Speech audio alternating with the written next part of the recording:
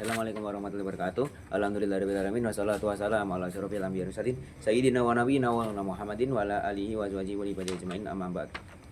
Yang saya hormati mudir umat wal mudarris Al-Qur'an la raibani bidah, khususnya Habib Ibnu Mida sekeluarga dan juga guru-guru yang tidak bisa tidak bisa saya sebutkan satu persatu, dan juga seluruh keluarga yang berada di rumah dan juga teman-teman yang berbahagia. Pada malam hari ini saya akan mempresentasikan mengenai hak dan kewajiban terhadap orang tua dan teman. Jadi ini masih berlanjut dari kitab Wasoya, yaitu nasihat ortu kepada ortu kepada anaknya.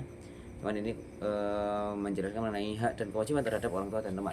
Oke, jadi kita langsung saja ambil kesimpulan dari materi yang ada di kitab tersebut. Jadi yang pertama yaitu setaat-taatnya diri kita kepada orang tua, itu tugasnya orang tua itu lebih berat dari apa yang kita lakukan untuk menaatinya. Jadi bagaimana caranya, meskipun kita tidak bisa menggantikan apa yang orang tua kita lakukan kepada diri kita, merawat kita, terus membesarkan kita itu. Nah, jadi kita juga bagaimana caranya ya, hanya sekedar karena itu kita bisa mengganti apa adanya semampu kita. Jadi ya orang kita saja mau tak setaat-taatnya kita pun masih berat tugasnya orang tua, apalagi kalau kita nggak taat. Jadi bagaimana caranya kita itu taat. Next, jadi lihatlah dan ambillah teladan dari bayi, yaitu mengenai kasih sayangnya dan susahnya orang tua merawat bayi. Jadi kita itu mesti introspeksi diri lah.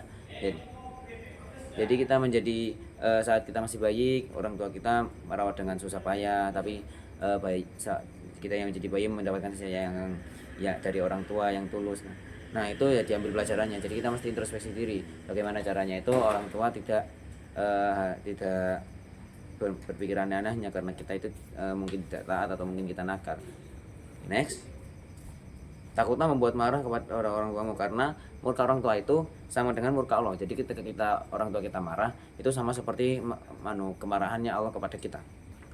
Next, taatlah kepada orang tua selagi tidak melanggar syariat. Jadi ketika kita diperintah oleh orang tua kita, mungkin disuruh ini itu. Nah, kalau semisal dia melanggar aturan, maka itu lebih malah wajib tidak ditaati. Dan apabila itu memang secara hukum ya boleh-boleh saja, bahkan itu memang demi kebaikannya, nah itu justru harus ditaati. Oke, next. Jadi diantara sekian banyaknya orang yang paling menyayangi kita ya orang tua kita. Siapa lagi kalau bukan orang tua kita? Oke, next. Nah, ini tadi kan orang tua. Nah, sekarang kita masuk ke konteks teman.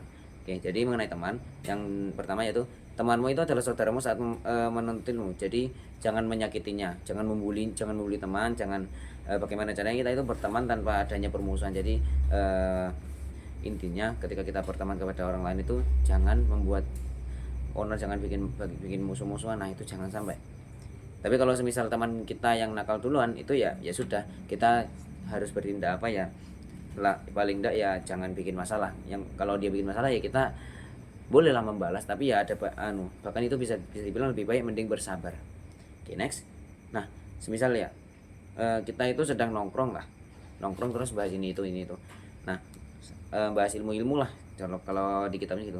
Nah, itu kalau semisal tempatnya mencukupi atau mungkin memungkinkan, itu diberi tempat temanmu agar temanmu itu nyaman dan leluasa ketika berbincang-bincang. Oke, next. Jika guru ditanyai teman dan dijawab dengan kayak penjelasan gitu. Nah, itu bagaimana caranya itu didengarkan. Jangan ngomong sendiri, mungkin belajar sendiri. Nah, itu barangkali kita masih belum tahu apa yang dijelaskan. Mungkin ada yang dari diri kita sendiri itu, menurut kita itu masih belum tahu. Jadi dengan guru kita menjelaskan apa yang dijelaskan itu, kita menjadi tahu. Okay, next. Janganlah malas mengambil manfaat kepada sekitarnya. Jadi maksudnya itu ketika kita begini itu, kalau ada manfaatnya ya apa salahnya diambil, bagaimana caranya diambil manfaat-manfaatnya yang barangkali itu sangat bermanfaat bagi kita. Oke, next. Nah, semisal ya ini ketika kita tinggal di satu pondok atau satu asrama, itu jangan bikin temanmu itu merasa diresahkan. Jadi kita itu membuat teman kita itu justru nyaman kepada kita, karena kita mungkin ya bukannya kita itu sombong, cuman kalau misal kita bikin masalah kan ya namanya juga masalah, ya tergantung lah. Intinya jangan bikin resah terhadap temannya. Ya, next. Nah, jika teman kita membutuhkan pertolongan, itu bagaimana caranya? Itu kita menolong dan jangan merasa berat. Karena ya suatu saat nanti teman atau kita sendiri itu juga masing-masing juga butuh bantuan. Jadi ya tolong menolong lah, gotong royong.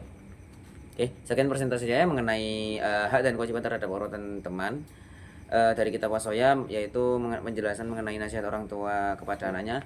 Kurang lebihnya saya mohon maaf. Akhirul kalam, saya assalamualaikum warahmatullahi wabarakatuh.